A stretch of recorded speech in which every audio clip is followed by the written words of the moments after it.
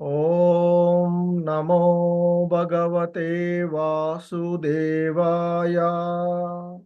ఓం నమో భగవతే వాసుదేవాయ. ఓం నమో భగవతే వాసుదేవాయ. ఓం నమో భగవతే వాసుదేవాయ. ఓం నమో భగవతే వాసుదేవాయ. ఓం నమో భగవతే వాసుదేవాయ. నారాయణం నమస్కృత్య నరం చైవ నరోత్తమం నారాయణం నమస్కృత్య నరం చైవ నరోత్తమం దేవీం సరస్వతిం వ్యాసం తతో జయముదీరయేత్. దేవీం సరస్వతిం వ్యాసం తతో జయముదీరయేత్. నష్టప్రాయేష్వభద్రేషు నిత్యం భాగవత సేవయా. నష్టప్రాయేషు భద్రేషు నిత్యం భాగవత సేవయా. భగవతి ఉత్తమ శ్లోకే భక్తిర్భవతి నైష్టికీ. భగవతి ఉత్తమ శ్లోకే భక్తిర్భవతి నైష్టికీ. హరే కృష్ణ. హరే కృష్ణ అందరికి. హరే కృష్ణ ప్రభు ప్రణామాలు.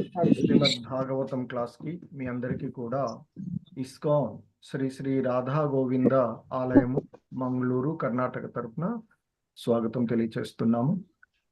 సో మనము ఈ భాగవతం క్లాస్లో 3వ స్కందము 24వ అధ్యాయము కర్దమముని సన్యాసము అనేటువంటి అధ్యాయంలో ఈరోజు 17వ శ్లోకాన్ని ఇస్కాన్ వ్యవస్థాపక ఆచార్యులైనటువంటి శ్రీల ప్రభుపాదుల వారి యొక్క భావము మరియు భాష్యములతో అవగాహనం చేసుకోవడానికి ప్రయత్నం చేద్దాము. హరే కృష్ణ. హరే కృష్ణ. Please repeat. శ్రీమద్ భాగవతము 3వ స్కందము 24వ అధ్యాయము 17వ శ్లోకం. జ్ఞాన విజ్ఞాన యోగేన జ్ఞాన విజ్ఞాన యోగేన జ్ఞాన విజ్ఞాన యోగేన జ్ఞాన విజ్ఞాన యోగేన జ్ఞాన విజ్ఞాన యోగేన జ్ఞాన విజ్ఞాన యోగేన కర్మణాముద్ధరన్ జటాః. కర్మణాముద్ధరన్ కర్మణాముద్ధరన్ జటాః.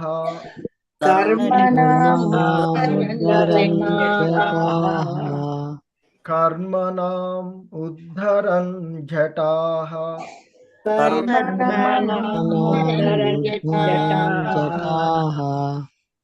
జ్ఞాన విజ్ఞాన యోగేన కర్మణాముద్ధరన్ జటాః.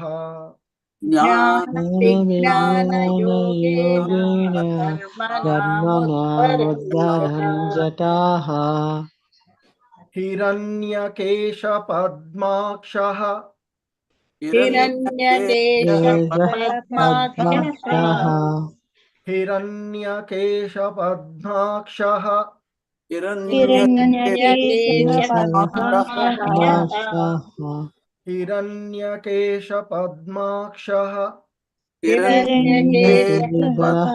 పద్మాక్షః.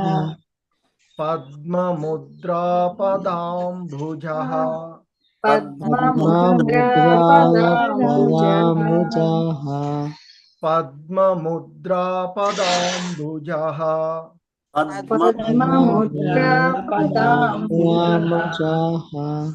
పద్మముద్రాపదాంబుజః.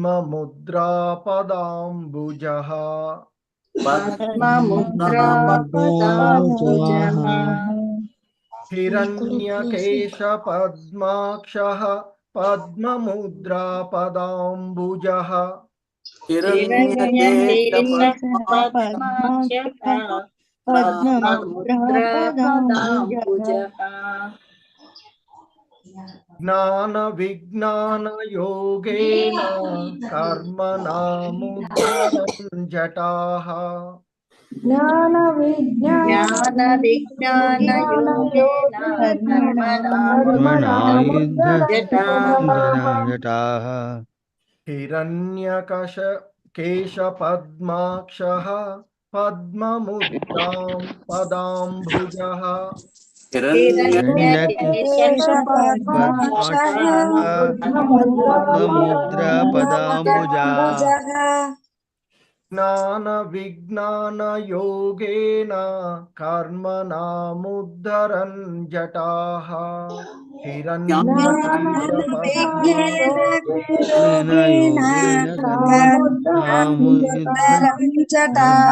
విజ్ఞాన యోగేన కర్మణా ముద్ధరంజటాః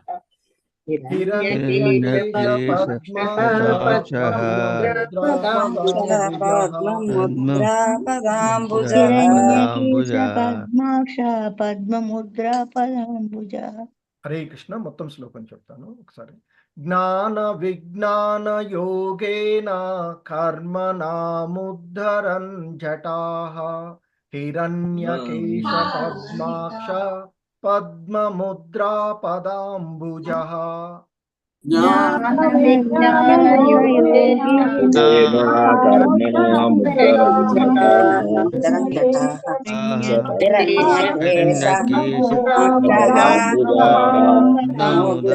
పదాంబుజః. హరే కృష్ణ. ఇంత ముందు చదవని వాళ్ళు ప్రభుజీస్, హరే కృష్ణ మాతాజీస్ ఇద్దరిద్దరు ఇంత ముందు నిన్న కానీ మొన్న కానీ చదవని వాళ్ళు చదవండి ఒకరిద్దరు. హరే కృష్ణ. నిన్న కాని మొన్న చదవని వాళ్ళు హరే కృష్ణ హరే కృష్ణ ప్రభుజీ. మాతాజీ చదవకపోతే చదవండి. జ్ఞాన విజ్ఞాన యోగేన కర్మణా ముద్దరంజటాః హిరణ్యకేశ పద్మాక్షః పద్మముద్రా పదాంబుజాః. హరే కృష్ణ. హరే కృష్ణ ప్రభుజీ. హరే కృష్ణ. ఓం నమో భగవతే వాసుదేవాయ. జ్ఞాన విజ్ఞాన యోగేన కర్మణా ముద్ధరంజటాః హిరణ్యకేశః పద్మాక్షః పద్మముద్రా పదాంబుజః. హరే కృష్ణ. హరే కృష్ణ ప్రభుజీ. హరే కృష్ణ ప్రభుజీ. జ్ఞాన విజ్ఞాన యోగేన కర్మణముద్ధరంజటాః హిరణ్యకేశ పద్మాక్షః పద్మముద్రా పదాంబుజః. హరే కృష్ణ హరే ప్రభుజీ. కృష్ణ. మాతాజీ. ఓం నమో భగవతే వాసుదేవాయ. జ్ఞాన విజ్ఞాన యోగేన కర్మణా ముద్ధరంజటాః హిరణ్యకేశః పద్మాక్షః పద్మముద్రా పదాంబుజః. హరే కృష్ణ. హరే కృష్ణ ప్రభుజీ. ఓం నమో భగవతే వాసుదేవాయ. జ్ఞాన విజ్ఞాన యోగేన కర్మణా ముద్ధరంజటాః హిరణ్యకేశః పద్మాక్షః పద్మముద్రా పదాంబుజః. హరే కృష్ణ. శ్లోకం పదాల యొక్క అర్థాలు చూద్దాము. హరే కృష్ణ. Please repeat. జ్ఞాన జ్ఞాన శాస్త్ర జ్ఞానము, శాస్త్ర జ్ఞానము, విజ్ఞాన విజ్ఞాన మరియు ప్రయోగాత్మక జ్ఞానము, మరియు ప్రయోగాత్మక జ్ఞానము, యోగేన యోగేన యోగము ద్వారా, యోగము ద్వారా, కర్మణాం కర్మణాం భౌతిక కర్మల యొక్క, భౌతిక కర్మల యొక్క, ఉద్ధరన్ నశింపచేయును, జటాహ సమూలముగా, హిరణ్యకేశః సువర్ణమయ కేశములు. సువర్ణమయ సువర్ణమయ కేశములు. పద్మాక్షః. పద్మాక్షః. పద్మాక్షుడు. పద్మాక్షుడు. పద్మముద్రా. పద్మముద్ర. పద్మ చిహ్నతములు గల. పద్మచింతితములగు గల. ఓకే. పదాంబుజః. పదాంబుజః. పాద పద్మములు కలిగిన వాడు. పాదపద్మములు కలిగిన వాడు. హరే కృష్ణ. సో భావము చదువుతాను, తర్వాత రిపీట్ చేద్దాం. సువర్ణమయం కేశములు, పద్మ పలాశ లోచనములు, పద్మ సిహినితములగు పాద పద్మములు కలిగిన కపిల ముని యోగము ద్వారాను జ్ఞాన విజ్ఞానముల ద్వారాను ఈ భౌతిక జగమందు కర్మ ఎడ గల తీవ్ర వాంఛను సమూహలంగా నశింపచేయును. Hare Krishna. Repeat, please repeat. సువర్ణమయం కేశములు, కేశములు, పద్మ పలాశ లోచనములు, పలాశ లోచనములు, పద్మ చిహ్నితములగు పద్మచిహ్నితములగు పాద పద్మములు కలిగిన కపిల ముని యోగము ద్వారాను జ్ఞాన విజ్ఞానముల ద్వారాను ఈ భౌతిక జగమందు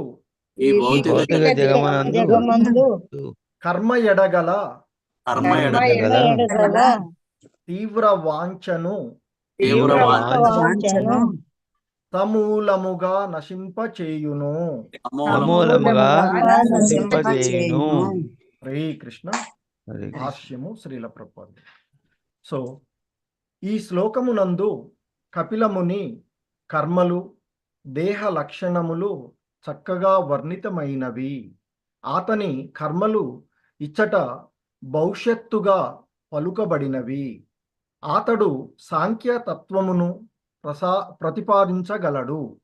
ఆ తత్వమును అధ్యయనము చేసిన వారు కర్మకాండ ఎడగల తీవ్ర వాంఛను సమూలంగా నశింపజేసికొనగలరు. ఈ భౌతిక జగత్తునందు ప్రతి ఒక్కడును తన శ్రమకు తగిన ఫలమును పొందుటయందే రతుడైయుండును. న్యాయబద్ధమగు తన శ్రమ ఫలము ద్వారా మనుజుడు సుఖవంతుడగుటకు యత్నించినను నిజమునకు అతడు మరింత చిక్కబడుచుండును. పూర్ణ జ్ఞానము అంటే భక్తి యోగము లేనిదే అట్టి బంధము నుండి అతడు విడుదల పొందలేడు. హరే కృష్ణ. మానసిక కల్పనము ద్వారా భవబంధనము నుండి విముక్తులగుటకు యత్నించు వారలు సైతము తమ శక్త్యానుసారము ప్రయత్నించినట్టివారే. కానీ వేదశాస్త్రమునందు మనకు గోచరించున్నదేమనగా భక్తి భావనతో శ్రీకృష్ణ భగవానుని భక్తి యోగమును స్వీకరించినచో మనుజుడు అతి సులభంగా కామ్యకర్మ కోరికను సమూలంగా నశింపజేసుకొనగలడు. ఆ ప్రయోజనము కొరకే సాంఖ్య తత్వము కపిలమునిచే ఉపదేశితము కాగలదు. అతని దేహ లక్షణములు సైతము ఇచ్చట వర్ణింపబడినవి. జ్ఞానమనునది సాధారణముగా పరిశోధన కర్మను సూచించదు. గురు శిష్య పరంపరలో గురువు ద్వారా శాస్త్రము నుండి జ్ఞానమును బడియుటనే జ్ఞానమనడి విషయమును సూచించును. నేటి కాలమున మానసిక కల్పనలతో పరిశోధన కావించుట నైజము అయినది. కానీ అట్టి కల్పనము కావించు మనుజుడు తాను 4 విధములైన లోపములను కూడియున్నాడనడి విషయమునే మరిచిపోవును. అతడు పొరబడకుండా ఉండలేడు. అతని ఇంద్రియములు అసంపూర్ణములు. అతడు మోహగ్రస్తుడు కావలసినదే. అతడు మోస ప్రవృత్తిని కూడియుండును అనేటువంటి 4. కనుక గురు శిష్య పరంపర నుండి జ్ఞానమును పొందినచో మనుజుడు కేవలము తాను సృష్టించిన సిద్ధాంతమునే ప్రతిపాదించుచుండును. అనగా దాని భావము అతడు ప్రజలను మోసగించుచున్నాడనియే. జ్ఞానమనగా గురు శిష్య పరంపరలో శాస్త్రము నుండి గ్రహించిన విషయమని భావము. ఇక విజ్ఞానమనగా అట్టి జ్ఞానమును ప్రయోగాత్మకంగా ఆచరించుట అని భావము. కపిలముని యొక్క సాంఖ్య తత్వము ఈ రెండు అంటే జ్ఞాన మరియు విజ్ఞానములపై ఆధారపడి ఉన్నది. సో ఇది జగద్గురు శ్రీల ప్రభుపాదుల వారు, ఇస్కాన్ వ్యవస్థాపక ఆచార్యులైనటువంటి శ్రీల ప్రభుపాదుల వారు ఈ శ్లోకానికి ఇచ్చినటువంటి భాష్యము. శ్రీకృష్ణ. ఓం అజ్ఞానతిమిరాంధస్య జ్ఞానాంజనశలాకయా చక్షుర్మిలితం యేన తస్మై శ్రీ గురవే నమః. నమో ఓం విష్ణుపాదాయ కృష్ణప్రేష్టాయ భూతలే శ్రీమతే భక్తి వేదాంత స్వామినితి నామినే. నమస్తే సారస్వతీ దేవే గౌరవాణి ప్రచారిణి నిర్విశేష శూన్యవాది పాశ్చాత్య దేశతారిణి. జయ శ్రీకృష్ణ చైతన్య ప్రభు నిత్యానంద శ్రీ అద్వైత గదాధర శ్రీవాసాది గౌర భక్త వృంద. హరే కృష్ణ కృష్ణ కృష్ణ హరే హరే, హరే రామ రామ రామ హరే హరే. హరే కృష్ణ. సో మనము ఈ అధ్యాయంలో మొదటగా పశ్చాత్తాపడుతున్నటువంటి దేహహూతిని, నీవు పశ్చాత్తాప పడవలసినటువంటి అంటే నిరాశ చెందవలసినటువంటి అవసరం లేదు. నిజానికి నీవు శ్లాఘనీయురాలవు. ఆ మధుసూదనుడు అక్షరుడు అయినటువంటి దేవదేవుడు త్వరలోనే నీ గర్భమున ఆవిర్భవిస్తాడు అనేటువంటి విషయాన్ని చెప్పి దానికి కావలసినటువంటి విషయాలను అంటే ధర్మాలని పాటించమని కపిలముని ఆవిర్భావానికి కావలసినటువంటి ఏర్పాట్లను ఆ దేహహుతి చేసుకునే విధంగా అంటే తాను భక్తిలో నిమగ్నమయ్యే విధంగా ఉండవలసినదిగా కర్దముడు ఆమెకి బోధించడము, ఆయన బోధించినటువంటి బోధనలను శిరస వహిస్తూ ఆమె ఆచరించడము. సో తద్వారా ఆ భగవంతుడు ఆమె గర్భమున ఆవిర్భవించడము. సో దానికి సంతసించినటువంటి దేవతలు, తర్వాత గంధర్వులు, అప్సరసలు వారి వారి విధంగా ఆ భగవంతుణ్ణి సంతృప్తి చేసే ప్రయత్నం చేయడము. సో అప్పుడు బ్రహ్మ కూడా ఆ విషయాన్ని ఎరిగినటువంటి వాడు ఆ కర్దమముని ఆశ్రమానికి మరీచాది మునులతో కలిసి అక్కడకు రావడము. ఇక ఆయన ముందుగా ముదముందినటువంటి ఇంద్రియాలతో ఆ భగవంతుణ్ణి తెలుసుకొని కీర్తించి ఆ అవతారం యొక్క ఉద్దేశాన్ని తెలుసుకొని ఆ తర్వాత ఇంకా ఆ బ్రహ్మదేవుడు కర్దముతోనూ దేహహుతితోనూ పలుకుతూ ఉన్నటువంటి విషయాలను మైత్రేయ ముని విదురుడితో చెప్తూ ఉండగా మనము వాటిని ఇక్కడ అవగాహన చేసుకోవడానికి చూస్తూ ఉన్నాము. అయితే ఇక్కడ ఆ బ్రహ్మదేవుడు మొదట కర్దముడితో నీవు పుత్రుడుగా శిష్యుడుగా చేయవలసినటువంటి బాధ్యతను చాలా చక్కగా నిర్వర్తించావు, తద్వారా నేను ఎంతో ఆనందాన్ని పొందాను. సో తండ్రికి పుత్రుడు చేయవలసినటువంటి విధి అదే అనేటువంటి విధంగా అంటే ఇక్కడ సాధారణంగా శిష్యుడు కానీ పుత్రుడు కానీ తండ్రి చెప్పిన మాటను లేదా గురువు చెప్పిన మాటను మీ ఆజ్ఞ అంటూ పాటించాల్సినటువంటి విషయము అంటూ చెప్పడము. ఇక ఆ తర్వాత ఆ బ్రహ్మదేవుడు కర్దముడితో, ఓ పుత్ర, నీ యొక్క సౌందర్యవతులైనటువంటి పుత్రికలను వారి వారి యొక్క అభిరుచి మేరకు వారి యొక్క స్వభావాల మేరకు ఈ 9 మంది మునులకు ఈరోజే ఇచ్చి వివాహం చెయ్యి. తద్వారా వారు ఈ భౌతిక జగత్తులో జీవులను సృష్టిస్తూ నీ యొక్క కీర్తిని విశ్వమంతా వినుమడింపజేస్తారు అంటూ ఆ బ్రహ్మ ఆయనతో చెప్పడము. ఆ తర్వాత ఇంకా ఆయన చెప్తాడు, ఓ కర్దమ, ఆదిపురుషుడు తన యొక్క ఆంతరింగిక శక్తి ద్వారా అవతరించి ఉన్నాడు. సో నీ యొక్క భార్య గర్భంలో ఆయన అవతరించి ఉన్నటువంటి వాడు. సో ఆయన తన యొక్క అంతరింగిక శక్తి ద్వారానే వస్తూ ఉన్నాడు అనేటువంటి విషయాన్ని నేను ఎరిగి ఉన్నాను. అతడు సర్వజీవుల యొక్క అభిష్టాలను నెరవేర్చేటువంటి ప్రదాత ఆయనే. ఆ దేవదేవుడే ఇప్పుడు కపిలముని రూపమును ధరించి ఉన్నాడు అంటూ చెప్పినటువంటి విషయాన్ని నిన్నటి శ్లోకం వరకు మనము చూసినటువంటిది. సో ఇంకా ఆ బ్రహ్మదేవుడు చెప్తూ ఉన్నటువంటి విషయాలను మైత్రేయముని విదురుడితో కొనసాగిస్తూ చెప్తూ ఉన్నటువంటిది.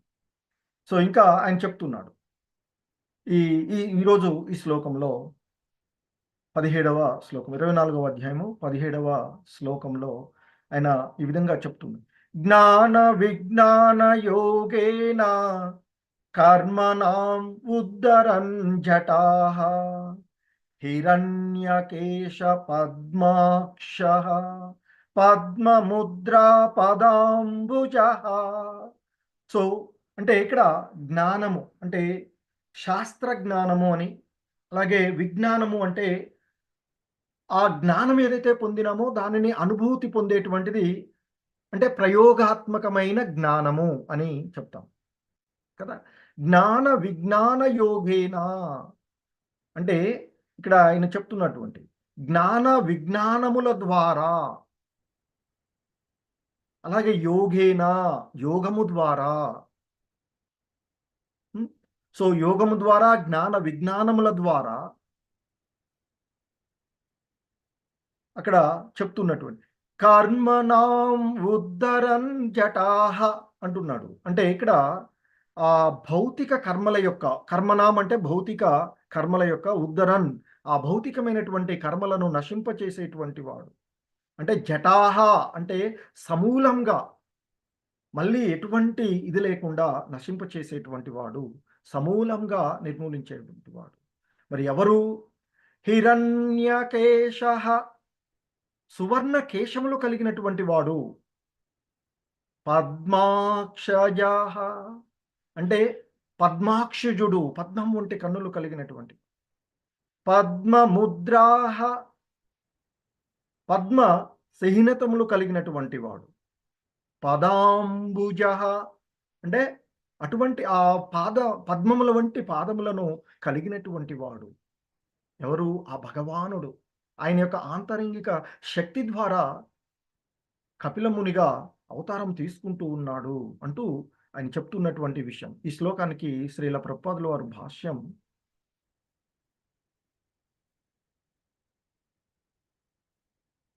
సో ఇక్కడ చెప్తున్నాడు, సువర్ణమయ కేశములు, సువర్ణమయమైనటువంటి కేశములు,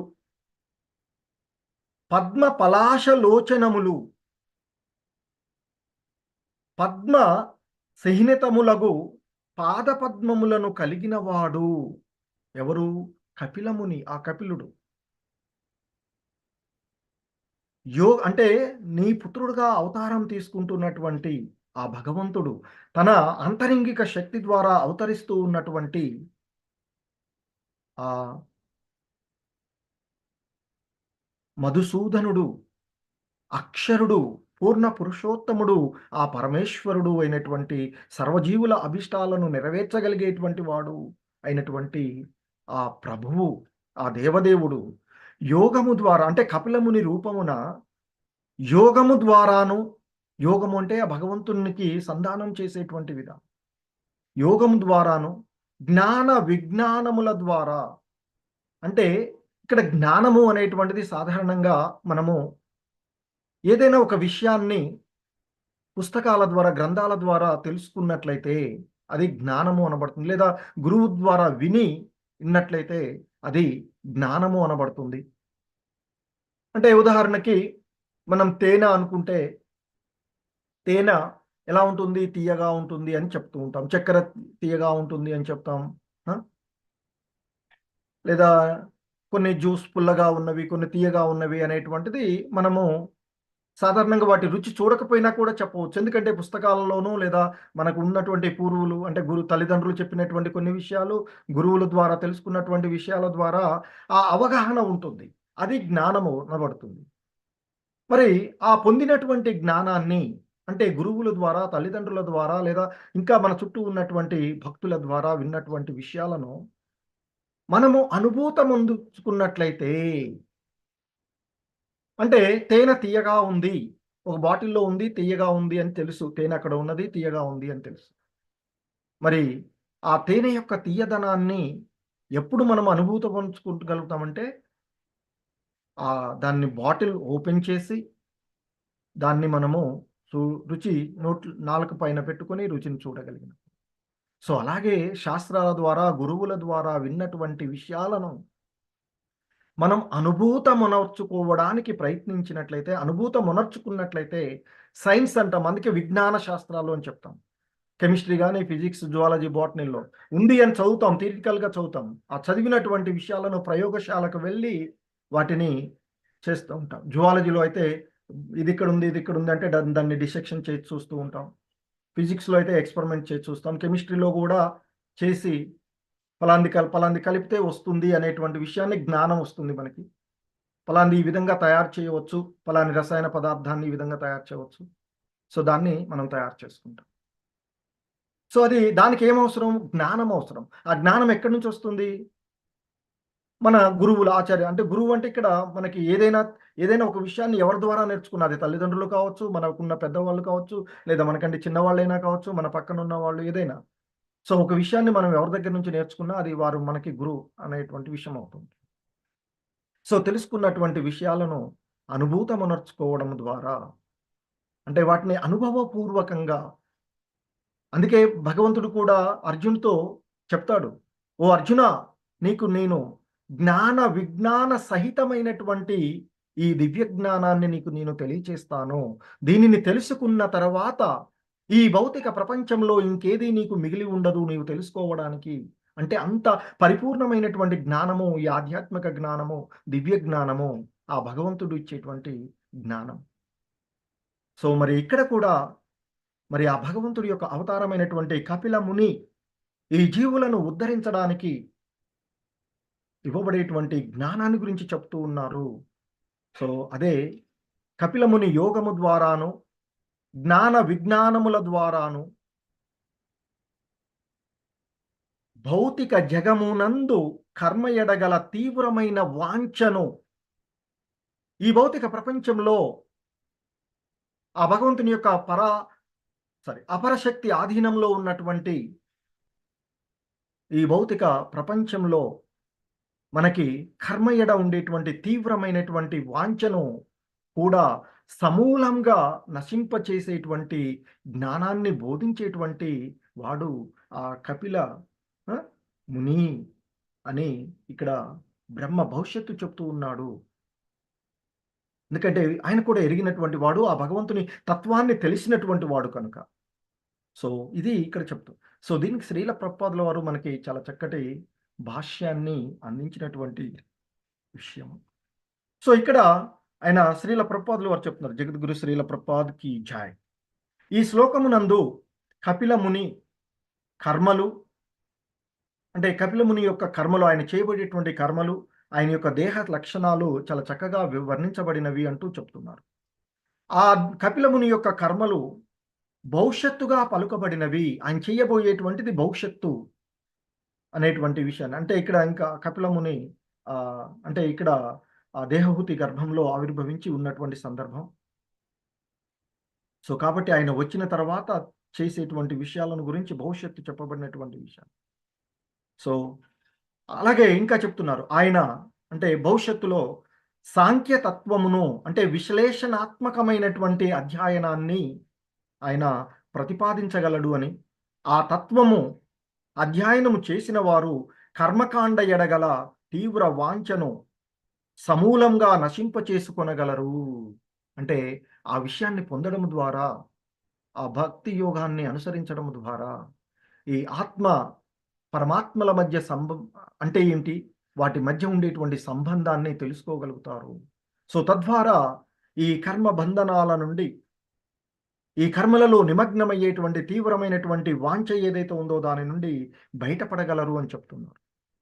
అలాగే ఈ భౌతిక జగత్తునందు ప్రతి ఒక్కడును తన శ్రమకు తగిన ఫలములను పొందుటకి ఎందే రతుడై ఉండును. న్యాయబద్ధమగు తన యొక్క శ్రమకు, అంటే శ్రమ ఫలము ద్వారా మనుజుడు సుఖవంతుడు అవడానికి ప్రయత్నం చేస్తాడు. కానీ ఆ విధమైనటువంటి ప్రయత్నం చేయడం ద్వారా అతడు మరింత చిక్కపడుతూ ఉంటాడు. అంటే చిక్కపడడం అంటే పలసపడడం అని కాదు, అంటే ఇక్కడ చిక్కిపోతారంటారు చూసారా, అది కాకుండా ఆ బంధనాలలో చిక్కుకొని పోవడం. ఇక్కడ గుణ అంటే తాడు అని అంటాం కదా, ఆ తాడు చేత కట్టబడి ఈ గుణాలలో, ఈ ప్రకృతి త్రిగుణాలలో చుట్టబడి ఎంత ఎక్కువగా గుణాలతో మనం బంధితం అంటే వాటిపై అనురక్తిని కలుగుతామో, అంటే గుణ అంటే తాడు, ఆ తాడు చేత ఎక్కువగా చుట్టబడుతూ ఉంటాం. తాడు ఎక్కువ చుట్టబడి ఉంటే ఏమవుతున్నాం, ఇంకా ఎక్కువగా చిక్కుకొని పోతాం, బందీలం అవుతూ ఉంటాం. సో జరుగుతూ ఉన్నటువంటి విషయం అదే.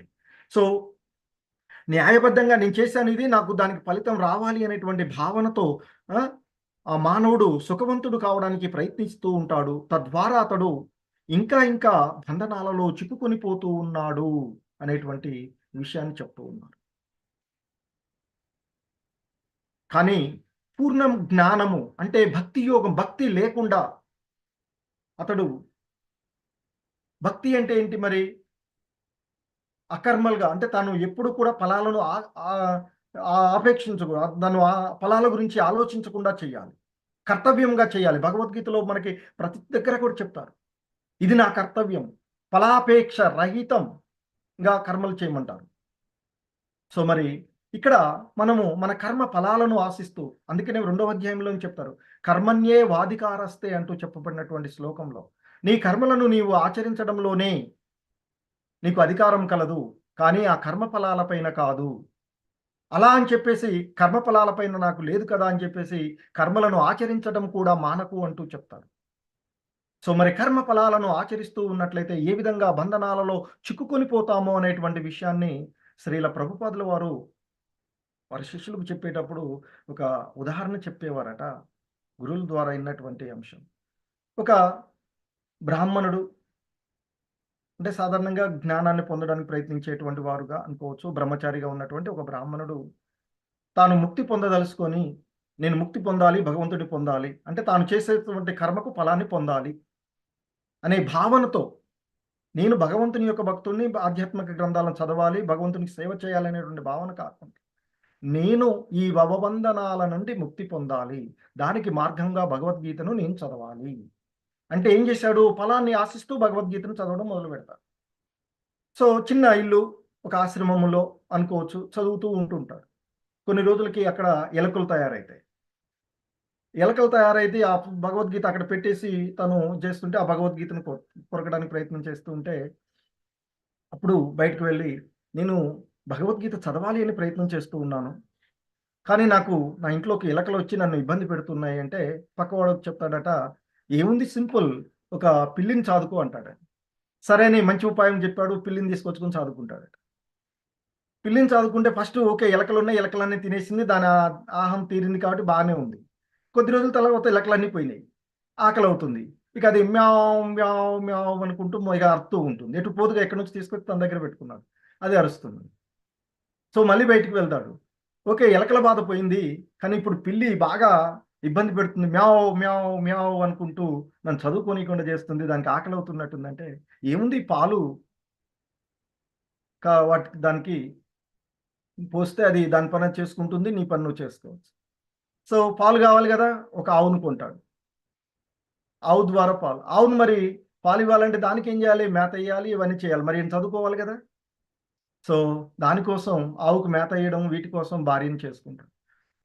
సో మరి ఇక ఈయనేమో ఓకే కొద్ది రోజుల వరకు, తర్వాత మరి ఆ ఆవుని పోషించాలంటే సంపదలు కావాలంటే కొంత ఏదో తను కష్టపడి చేయాలి. మరి భగవద్గీత భార్య అంటుందట, నువ్వు మరి వీటన్నిటిని నేను ఎలా పోషించాలి, ఆవుని ఎలా పోషించాలి దీన్ని అంటే, బయటికి వెళ్ళి అంటాడట, ఏముంది నువ్వు బ్రాహ్మణుడు కదా, ఏదైనా కొంత నేలని ఎవరినైనా దానంగా అడుగు, దానిలో వ్యవసాయం చేయి, రోజు దాని గడ్డి వస్తుంది, దాని అది పంట వస్తుంది, దడ్డి వస్తుంది.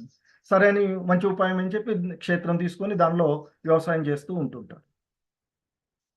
చివరికి తాను ఆలోచిస్తూ ఉంటే తాను ఏ ఉద్దేశంతో మొదలుపెట్టాడో అది వదిలిపెట్టాడు. ఈ క్షేత్రంలో చేసుకుని భగవద్గీత చదవడానికి తనకు టైం లేదు. సో వెనక్కి తిరిగి చూసి ఆలోచిస్తే తన ఏమనుకున్నాడో అది మరుగున పడిపోయింది. సో ఆ విధంగా మనం ఫలితాలు, అందుకే భగవద్గీతలో ఆయన చెప్తాడు, ఫలాలను గురించి నువ్వు ఆశించకు, నీకు ఏది కావాలో నేను దాన్ని నీకు సమకూర్చి పెడతాను అని చెప్తాను. మరి ఆ విధంగా మనం ఆశిస్తూ ఒకదానితో ఒకటి ఇంకా ఇంకా బంధనాలలో చిక్కుకొని పోతూ ఉన్నాం. సో అలా చిక్కుకొని పోకుండా అదే చెప్తున్నారు ఇక్కడ. ఆ కపిల ముని భవిష్యత్తులో ఈ భౌతిక జగత్తులో కర్మల ఎట్లా పడ ఉండేటువంటి ఆ కర్మల యందు వారికి ఉండేటువంటి తీవ్రమైనటువంటి వాంఛను నశింపచేసేటువంటి పూర్ణ జ్ఞానాన్ని ఇవ్వగలడు అతడు. సో భవిష్యత్తులో ఈ భౌతిక జగత్తులో ఉన్నటువంటి జీవులందరినీ ఉద్ధరించగలిగేటువంటి వాడు, సో అటువంటి జ్ఞానాన్ని అందించగలిగేటువంటి వాడు ఆ సాంఖ్య శాస్త్రాన్ని అంటూ చెప్పబడినటువంటి. సో ఇంకా చెప్తారు ఇక్కడ, మానసిక కల్పనము ద్వారా భవబంధనము నుండి విముక్తులగుటకు యత్నించు వారలు సైతము తమ శక్త్యానుసారము ప్రయత్నించినట్టి వారే, కానీ వేదశాస్త్రమునందు మనకు గోచరించున్నది ఏమనగా, భక్తి భావనతో శ్రీకృష్ణ భగవాన్ని భక్తి యోగమును స్వీకరించినచో మనుజుడు అతి సులభంగా కామ్య కర్మ కోరికను సమూలంగా చేసుకొనగలడు అని చెప్తారు. సో కాబట్టి ఈ బంధనాలన్నిటి నుండి కూడా బయటపడేటువంటి మార్గం భగవద్గీతలో కూడా మనకి అనేక రకాలైన కర్మ, ధ్యానయోగం, కర్మయోగము, ధ్యానయోగము, జ్ఞానయోగము చెప్తారు. చెప్పి అన్నిటికీ యొక్క అంతిమ గమ్యము భక్తి యోగము అంటూ చెప్పబడింది. సో అందుకే సారము మధ్యలో పెట్టేసి మనకి ముందుగా భగవద్గీతలో కర్మయోగాలు 6 అధ్యాయాలు కర్మయోగాలు, అటు చివరిగా ఉండేటువంటి 6 అధ్యాయాలు జ్ఞానయోగాలు, ఆ రెండింటి మధ్యలో ఒక భాండాగారాన్ని మనం ఒక పెట్టెలో కింద అడుగు ఉంటుంది, పైన ఉంటుంది, మూత ఉంటుంది. సో మధ్యలో మనులు మనం ఎలాగైతే దాచుకుంటామో అలా దాచిపెట్టినటువంటి భక్తి యోగము భగవద్గీత యందు మనకు భగవంతుడు ఇచ్చినటువంటిది. సో మరి ఆ భక్తి యోగాన్ని స్వీకరించనిదే ఎవ్వడూ కూడా ఉద్ధరించబడడు అనేటువంటి విషయాన్ని చెప్తూ ఉన్నట్లు. సో ఆ విధంగా ఈ అతి సులభంగా ఈ కామ్యకర్మల కోరికను నశింప చేసుకొనడానికి ఆ ప్రయోజనము కొరకే ఈ సాంఖ్యతత్వము కపిలముని ద్వారా ఉపదేశితము కాగలదు అని చెప్పారు.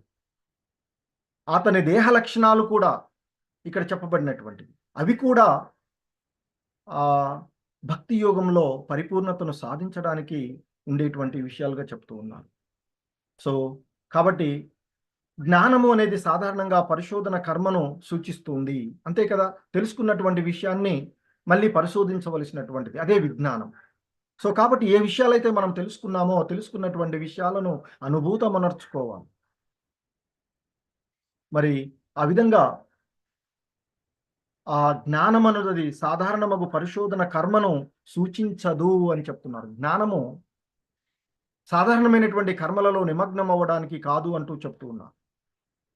మరి గురు శిష్య పరంపరలో గురువు ద్వారా శాస్త్రము నుండి జ్ఞానమును పొందడము అనేటువంటి విషయమును సూచిస్తుంది అని చెప్తున్నారు. అందుకే మనకి ఆ భగవద్గీత 9వ అధ్యాయంలో చెప్తారు, ఆ గురువుని దరిచేరి ఆయనకు సేవ చేస్తూ ఆయనను ప్రశ్నలు అడుగుతూ జ్ఞానాన్ని పొందమని చెప్తారు. ఆయన ఆ విధంగా నీకు జ్ఞానాన్ని అందించగలడు, ఎందుకంటే అతడు ఆత్మానుభూతి పొందినటువంటి వాడు అని చెప్తారు. ఆ తర్వాత ఇంకా చెప్తారు కంటిన్యూ చేస్తూ, గురువు ద్వారా పొందినటువంటి ఈ జ్ఞానము భవబంధనాల నుండి ముక్తి చేస్తుంది, మళ్ళీ మోహంకి గురి కానివ్వదు, ఈ సంసార సాగరాన్ని దాటిస్తుంది, ఈ సో భవబంధనము అనేటువంటి ఎడారి నుండి బయటపడవేస్తుంది అంటూ చెప్తున్నటువంటి విషయం. సో కాబట్టి అలాగే ఇక్కడ మనము ఆ విధంగా గురువు ద్వారా పొందినటువంటి జ్ఞానం ద్వారా ఈ భవబంధనాల నుండి బయటపడాలి అని చెప్తున్నారు.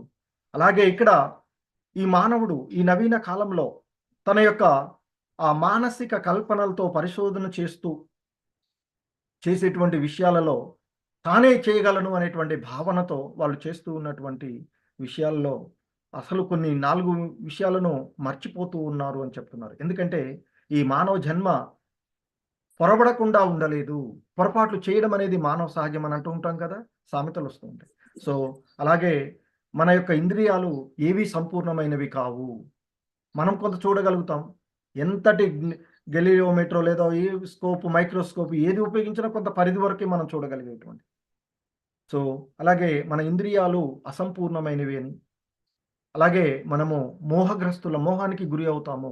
పెద్ద పెద్ద యోగులే మోహానికి గురి అయినటువంటి సందర్భాలను చూస్తాం. విశ్వామిత్రుడు వంటి వాడు మేనకకు మోహమస్తుడు కావాల్సి, అలాగే మోస ప్రవృత్తి, ఇతరులను మోసం చేసేటువంటి ప్రవృత్తి కూడా ఉండేటువంటిది. ఒకసారి అది కనపడకపోయినా కనపడుతుంది అని చెప్పేటువంటి విషయాల్లో ఉంటుంటాము. సో సాధారణంగా మానవ అది.